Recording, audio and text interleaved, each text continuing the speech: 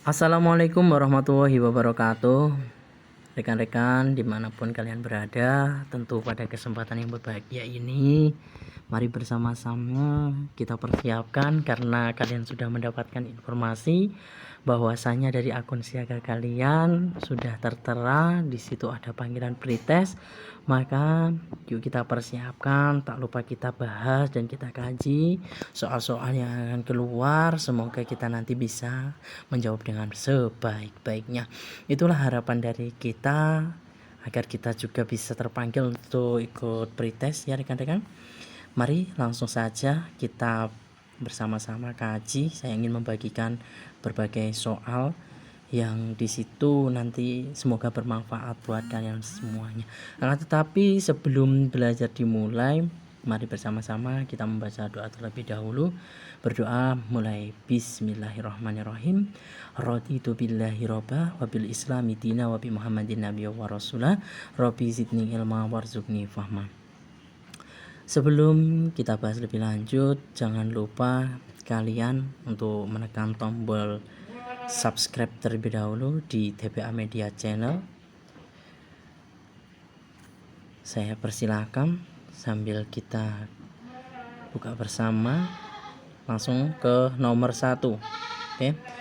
Bahwasannya di tengah-tengah kondisi yang sekarang ini, Budi mampu menjaga diri dari kegiatan yang kurang bermanfaat seperti halnya stalking IG, melihat story di WA, FB, dan berandom media sosial yang menghabiskan waktu berjam-jam. Ya, upaya yang dilakukan Budi ini menunjukkan sikap titik-titik. Apakah A. Kholwat, B. Ifah, D. Kona'ah, C. Kona'ah, D. Himmah, atau E. Mukhlis.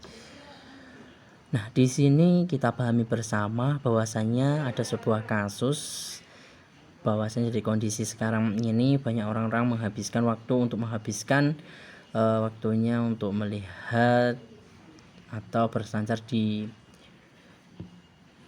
media sosialnya, seperti melihat IG berjam-jam, melihat story di WA, FB, dan juga beranda. Nah, namun di sini Budi itu sebaliknya, yaitu mampu menjaga diri dari kegiatan yang kurang bermanfaat seperti hal yang telah dipaparkan nih. Jadi kata kuncinya. Nah, jawaban yang paling tepat adalah kalau di situ sudah dijelaskan bahwasannya adalah menjaga diri, mampu menjaga diri, berarti jawaban yang paling tepat adalah yang B, yaitu ifah. Ifah itu artinya mampu mengendalikan diri atau menjaga diri dari hal-hal yang buruk. Sedangkan kholwat itu apa? Kholwat itu artinya mendekatkan diri ya, untuk berdua-duaan dengan Allah Subhanahu wa taala ya. Intinya itu mendekatkan diri untuk bersama-sama agar kita itu semakin dekat dengan Allah Subhanahu wa taala. Kalau kita kholwat dengan lawan jenis yang belum muhrimnya, berarti itu bukan yang mendekatkan, tapi itu bukan diridhoi oleh Allah Subhanahu wa taala. Sedangkan qanaah itu adalah merasa cukup ya. Merasa cukup dengan apa yang kita miliki. Nah, sedangkan himmah yaitu keinginan yang kuat ya, keinginan yang kuat kata kuncinya ya, keinginan yang kuat. Sedangkan mukhlis adalah orang yang ikhlas.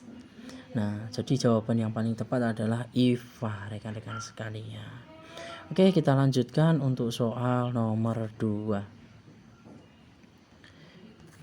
Soal nomor 2 bahwasannya ya, perkembangan ilmu pengetahuan pada masa Bani Umayyah di Damaskus meliputi 3 bidang, yaitu bidang diniyah, bidang tarikh, dan bidang filsafat. Kaum muslimin memperoleh kemajuan yang sangat pesat, tidak hanya pada penyebaran agama Islam saja, tapi juga pada penemuan-penemuan ilmu yang lainnya. Di bawah ini adalah keilmuan di bidang diniyah yang berkembang pada masa pada zaman tersebut adalah jadi ini adalah perkembangan ilmu pengetahuan pada masa Bani Umayyah di Damaskus ya. Di Damaskus meliputi 3 bidang, yaitu diniyah, bidang tarikh ya, bidang tarikh, dan bidang filsafat ya.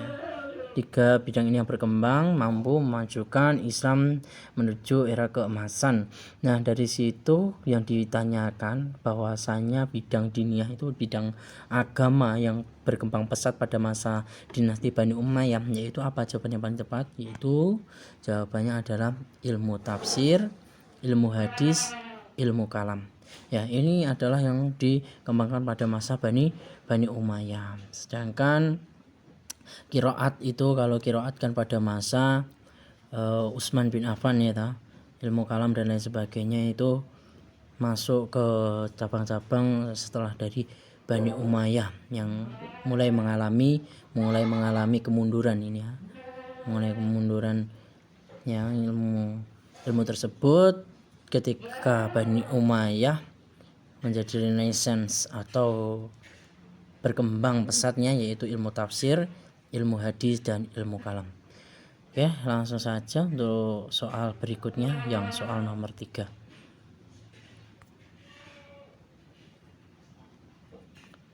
Soal nomor 3 kita bahas bersama-sama ya. Pak Beni memiliki sawah seluas 1 hektar. Wow, luas sekali ya. Dikarenakan Pak Beni bertugas di luar kota, maka sawah miliknya disewakan ya. Ini saya kasih tanda yang berbeda. Sawahnya disewakan sama Pak Broto atas perjanjian kedua belah pihak ya. Setelah 1 tahun digarap, hasil panen padi milik Pak Broto sudah mencapai nisab dan wajib dizakati. Menurut para jumhur ulama, Pak Bronto lah yang wajib mengeluarkan zakat ya. Karena Pak Bronto itu yang meminjam atau menggarap sawah tersebut. Sedang salah satu imam yang berpendapat bahwa Pak Beni lah yang berhak atau sebagai pemilik tanah yang seharusnya membayarkan zakatnya. Pendapat tersebut dikemukakan oleh imam siapa? Yang bahwasanya berpendapat bahwasanya yang memiliki tanah lah yang harus membayar. Nah, siapa itu? Apakah Imam Syafi'i? Apakah Imam Maliki? Apa Imam Hanafi? Apa Imam As-Sauri? Atau Imam Ahmad bin Hanbal? Jawaban yang paling tepat dari pernyataan tersebut adalah Imam Hanafi. Jadi pendapat Imam Hanafi ini terkait dengan zakat hasil tanah itu yang membayar adalah si pemiliknya ya, si pemiliknya ya.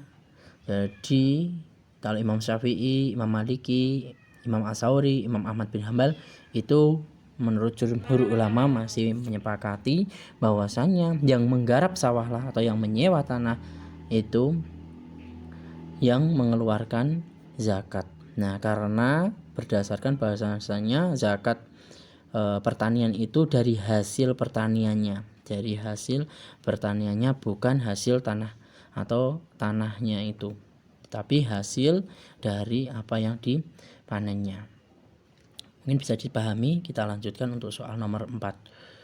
Soal nomor 4 bahwasanya semua bentuk penghasilan atau profesi dihalalkan dan wajib dikeluarkan zakatnya dengan syarat telah mencapai nisab dalam 1 tahun, yaitu senilai emas 85 gram. Pendapat tersebut merupakan bentuk pendapat yang dikemukakan oleh A. Apakah fatwa dari dompet duafa, atau fatwa Majelis Tarjih Muhammadiyah, atau fatwa Majelis Ulama Indonesia, ataukah fatwa Badan Amil Zakat Nasional, atau fatwa Basul Masail Nahdlatul Ulama.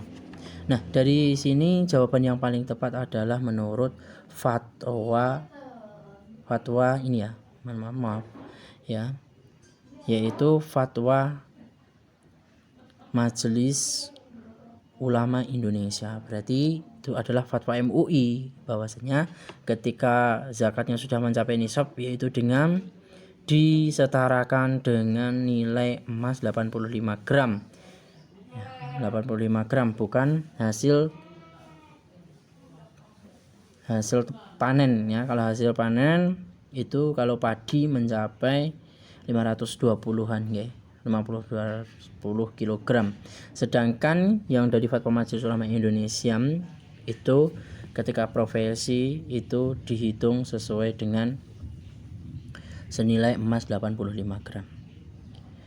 Nah, nanti akan ada soal perhitungan terkait dengan penghasilan profesi atau zakat profesi ini. Untuk soal yang berikutnya yaitu nomor 5. Soal nomor 5. Nah, ini untuk perhitungannya ya. Aldo bekerja sebagai dokter, mendapat gaji setiap bulannya 7 juta dan beliau ingin mensucikan hartanya yang ia peroleh dengan mengeluarkan zakat profesi setiap bulannya dengan berpedoman pada nisab emas 85 gram ya. Dengan per gramnya yaitu 600.000 dan beliau memilih untuk mengeluarkan tanpa dikurangi kebutuhan pengeluaran setiap bulannya. Berapakah uang yang harus dikeluarkan untuk berzakat? Nah, apakah 175 atau 150.000 atau 165 atau 170? Yang perlu diketahui bahwasanya ini adalah yang dikeluarkan untuk berzakat setiap bulannya. Nah, setiap bulannya berarti tanpa dikurangi hartanya dari kebutuhan pokoknya. Jadi 7 juta ya, 7 juta. Kemudian beliau berpedoman pada 85 gram. Ini sudah mencapai nisabnya apa belum ya? Kita langsung hitung saja. Ya. Ini kayaknya sudah mencapai nisab ya. Bagaimana caranya untuk mencari nisab? Yaitu kita hitung dulu 8,85 gram itu dikali 600.000 ya. 600.000 jadi nisabnya berapa? 8,5 gram ini dalam setahun ya. 600 dikali 85 gram ya, sama dengan 5 kali 6 sama dengan 30, nyaman 3, 6 kali 8, 8 kali 6, jawabannya berapa? Ya, 48 tambah 3 ya 51 ya. 51.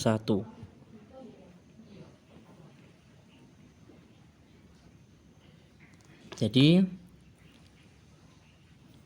51 juta rupiah. Ini nisabnya selama 1 tahun. Nah,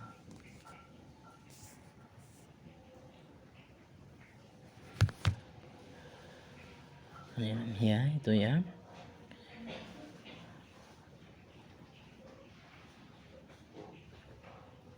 Ya. 51 juta per tahun. Nah, apakah dia sudah mencapai nisab? Gimana caranya? 7 juta